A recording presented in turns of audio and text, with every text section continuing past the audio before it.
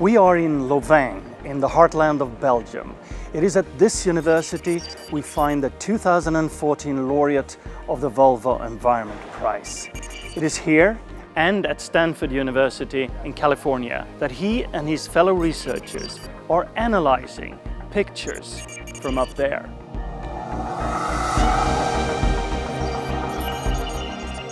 Every hour, every day, hundreds of satellites are scanning the surface of our planet. They convey in detail the impact of humans, clear-cutting, slash and burn, pollution, but also reforestation and sustainable cultivation of farmland.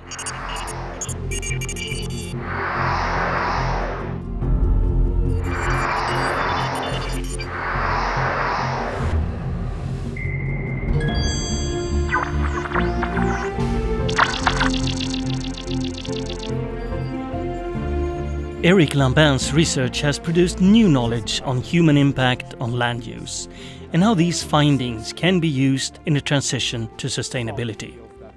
But he has also another message for us. Not only do we humans have an impact on nature, the natural world has an impact on us. Nature is essential not only for food and shelter provided by ecosystem services, but also to our sense of happiness.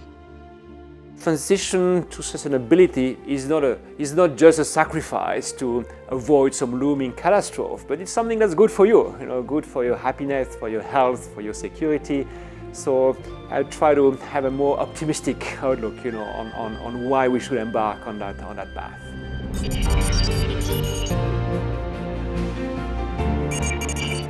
He just loves nature. I think he really likes to go outdoors, go for hikes, horse riding. Deforestation is a major problem in many countries. There are numerous projects to change this. But what Eric Lambin and his research colleagues found is that not all is what it seems to be.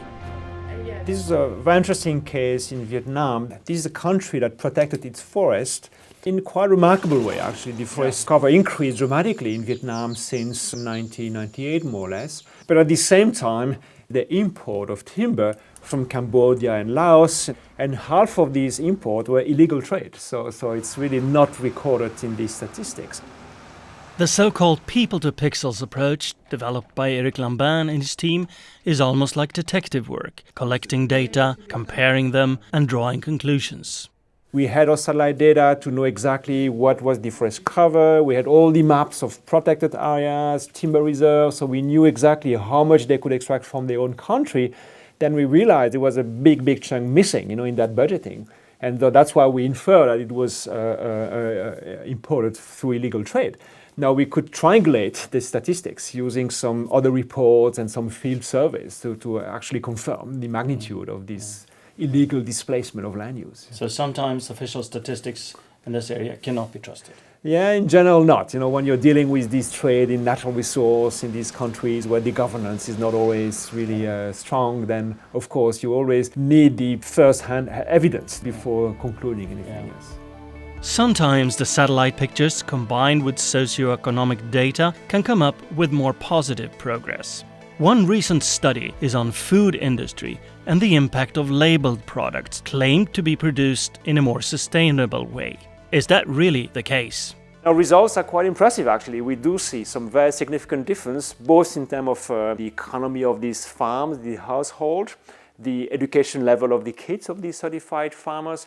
But also, using satellite data again, we can see some very detectable change in tree cover, for instance. We see much more reforestation in these certified farms compared to the non-certified farms. Faster computers, big data and satellites will make it possible to monitor the land use and environmental situation on the planet in more detail than ever before. So now there are enormous progress. Over the last 2 or 3 years maximum, there's a major initiative, for instance, launched by Google Corporation that's called the Earth Engine, where they've collected the entire archive globally of satellite data and they make it available. So with an interface that's really easy to query. So now this whole technology becomes much more accessible for a broader community of scientists. So there's a lot of research being done instead of only looking at small contained areas, look at larger, for example, on global scales as well. So you can get a bigger picture. There's going to be more and more applied science and applications for really operational use for businesses, enterprise who want to monitor their own environmental impacts or their suppliers or producers.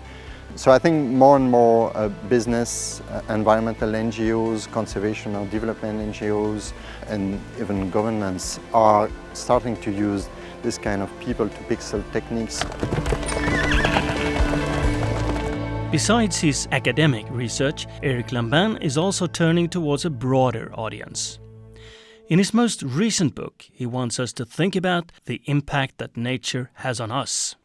Nature provides meaning, provides a sense of community, of attachment, and a number of recent studies have shown the major impact of nature on the peacefulness of the mind and of the ability to restore one's mental state after a period of stress.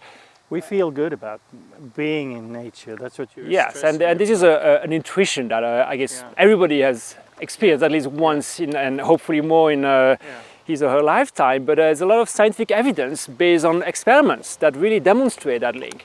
At Stanford University, where Eric Lambin is also a professor and where he spends 6 months a year, there is also scientific research on this. I like to call my research psychological ecosystem services. I'm trying to look at the mental health benefits of interaction with nature. And as urbanization continues to increase at a rapid pace throughout the world, going up to 80% within the next generation, we need to ask ourselves, what are we missing when we lose out on connections to nature and daily experiences with natural environments? Through experimentation and what's called environmental psychology, looks at what happens when people have interactions with urban environments versus natural environments. Nature experience brings us benefits in all sorts of areas that we may not even be aware of. Mood, impulse inhibition, working memory, attention, all kinds of really specific ways in which our brain functions. I'm trying to see what happens to anxiety and all of these other sorts of facets of our mental health and our well-being when we're given an experience in a natural environment, even a park. So we're going to have to really think about where we put these natural areas as we continue to urbanize and how accessible they are to people and what happens when we even have a 45-minute experience in them. There's been work done that shows that working memory improves. So this is our ability to sort of store and retrieve information when we have an experience with a natural environment. And the theories are broad but out there. They have to do with where our sort of collective evolutionary past lies, namely nature. No matter where people come from or in what part of the planet they live, this is the landscape they prefer. Whatever your cultural background, people really like this savanna-like landscape, kind of undulating with some tree clumps and water. And it seems to evoke the landscape of our ancestor in the African savanna in East Africa. You know, being able to have a broad view, having some clumps of tree allows you to hide, having access to water, evoke for you all the sign that your survival is guaranteed. If we can really demonstrate how important it is, not just for value of a portfolio or business, but also for well-being, for meaning of life, you know, how important preserving, conserving some elements of nature is, that is much more likely that a number of people will find this as a kind of appealing project. Of course, it's much more difficult to find the currency of happiness, while the currency of an ecosystem services like pollination or carbon sink is a very clear monetary value, and therefore they are much easier to incorporate into current decision making.